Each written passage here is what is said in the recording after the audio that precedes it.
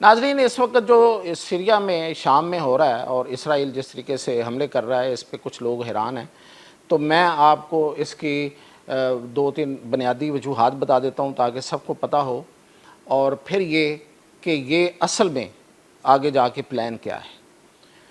तो ये देखें, ये जो सीरिया में एक मुजाहिदीन का एक इनकलाब आया और उन्होंने बशार अल असद की हुकूमत को जाते किया, रुखसत कर दिया, और उसमें ज़ाहिर है कि अमेरिका की हमायत थी, तुर्की की हमायत थी और इज़राइल की हमायत थी। अब ये तीनों मुल्कों की हमायत के साथ आने वाली हुकूमत को अब जब दोबारा इज़राइल निशाना बना रहा है तो सब के जहनों में एक सवाल पैदा हो रहा है, क्योंकि इससे पहले भी बहुत से सवाल थे। लोग जो उस हुकूमत के सरबराह अहमद अल शरा हैं उनको एजेंट कह रहे थे, उनको अमेरिका का एजेंट कह रहे थे, उनको इज़राइल का एजेंट कह रहे थे, उनको पपट कह रहे थे। अब भी कुछ लोग यही बात कर रहे हैं, लेकिन बहुत से लोग जो हैं वो इस पर सवाल उठा रहे हैं कि अगर वो पपट है तो फिर उस पर हमले क्यों हो रहे हैं। तो फिर सीरिया पे एक हुकूमत लाकर फिर उसको डिस्टेबलाइज करने का क्या मकसद हो सकता है। तो सबसे पहले तो आते हैं कि असल में ये इशू है क्या। असल में जो इशू है वो ये है कि दो वहाँ पे कबीले, जिसको बहाना बनाया गया कि दो कबीले हैं, उनमें एक द्रूज़ है और एक कबीला है या वो एक ग्रोह है, उसे हिकमत अल हिजरी का ग्रोह कहते हैं, उसका लश्कर कहते हैं। एक सवैदा में है और एक जो है वो द्रूज़ है। अब ये जो द्रूज़ और सवैदा वाले हैं ये फातमी शिया हैं।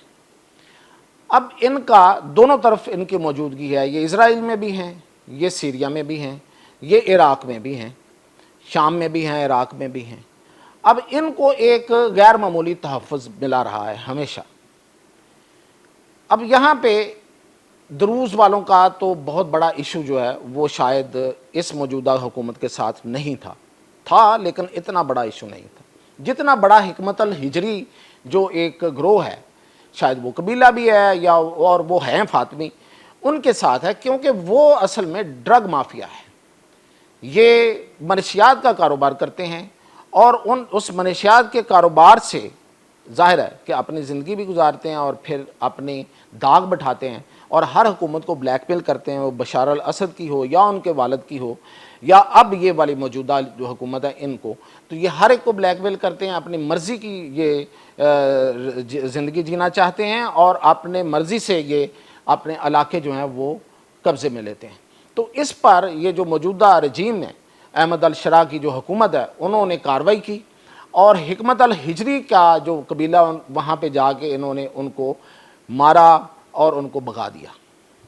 अब द्रूज़ वाले जो हैं वो, उनको क्या कहा गया, उनको ये कहा गया कि आप यहाँ पे जितनी साइज़ में हैं उतने साइज़ में रहें, क्योंकि इज़राइल से द्रूज़ लोग जो थे कबीले के वो वहाँ से क्रॉस करके, सरहद क्रॉस करके उन्होंने शाम में आना शुरू कर दिया था, तो उन्होंने अपना साइज़ बढ़ाना शुरू कर दिया था।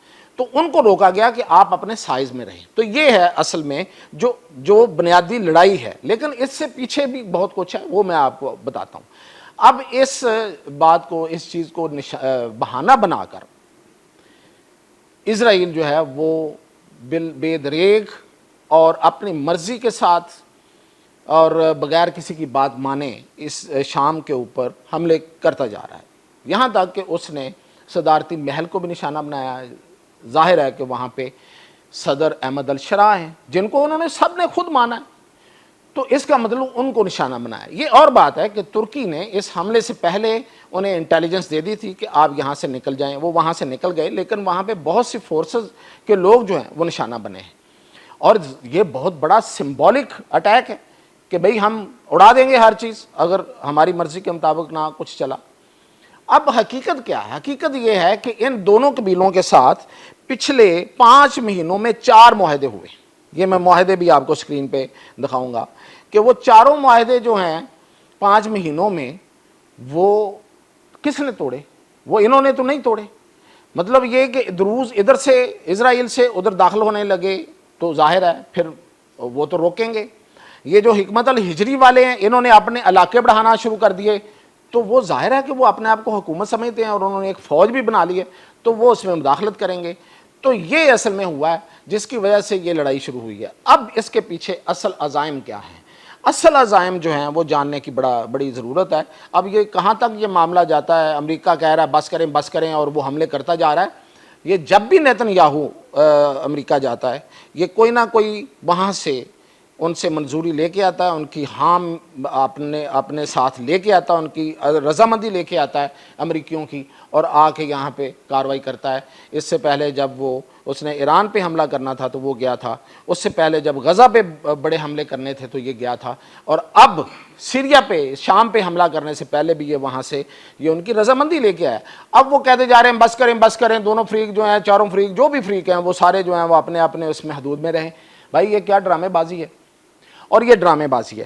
اب اس ڈرامے بازی کا اصل مقصد جو ہے وہ یہ ہے کہ یہ بیسیکلی جو جسے کہتے ہیں، ہم ایک عرصے سے بتا رہے ہیں کہ یہ گریٹر اسرائیل کی طرف ہے، یہ قدم ہے۔ یہ سیریا کو 4 حصوں میں تقسیم کرنے کے لیے یہ کیا جا رہا ہے، اور اس میں یہ 2 یہ حصے ہو گئے، اور ایک جو ہے وہ کہا جائے گا کہ احمد الشرا اپنے پاس رکھے، اور ایک جو ہے وہ کوئی اور اس میں اسرائیل جو ہے وہ اپنے قبضے میں لے کے اور باقی لوگوں کو لا کے۔ تو بیسیکلی تو یہ اگر تینوں حصے کرتے ہیں، 4 حصے کرتے ہیں، تو 3 حصے ان کے پاس ہوں گے، 1 حصہ دوسروں کے پاس ہوگا۔ تو یہ ہے گریٹر اسرائیل کا منصوبہ، اور یہ جو ان لوگوں کو لانا ہے اور ان کو مسلمان ظاہر کر کے، ظاہر ہے وہ فاطمی شیعہ ہیں، تو ان کو بھی وہ مسلمان ظاہر کر رہے ہیں، تو ان کے ساتھ ان کی لڑائی کروانی ہے، اور دنیا کو یہ بتانا ہے کہ دیکھیں یہ تو مسلمان آپس میں لڑ رہے ہیں، ہم تو ایک اقلیت کا ساتھ دے رہے ہیں۔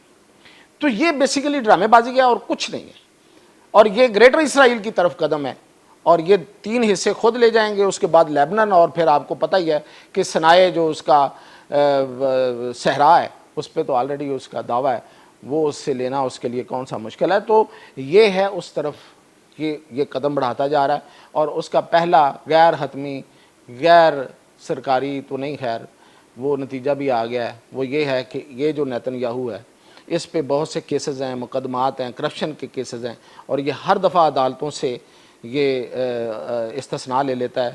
اس نے پچھلی دفعہ ایران پہ جب حملہ کیا تھا تو ٹرمپ سے سفارش کروائی تھی، آن ریکارڈ اس کا بیان موجود ہے، تو اس کو ایکسٹینشن مل گیا، اس کو استثناء مل گیا تھا۔ اب اس نے سیریا پہ حملہ، جب شام پہ حملہ کیا ہے تو فوری عدالتوں کو درخواست دے دیا کہ میں تو اس وقت حالت جنگ میں ہوں، اس کو پھر ایک دفعہ استثناء مل گیا۔ تو یہ ہے اصل میں اس کی ایک ذاتی لڑائی اور پھر صہیونیت کی لڑائی اصل۔ تو یہ چل رہا ہے، مزید اپڈیٹ کے ساتھ پھر حاضر ہوں۔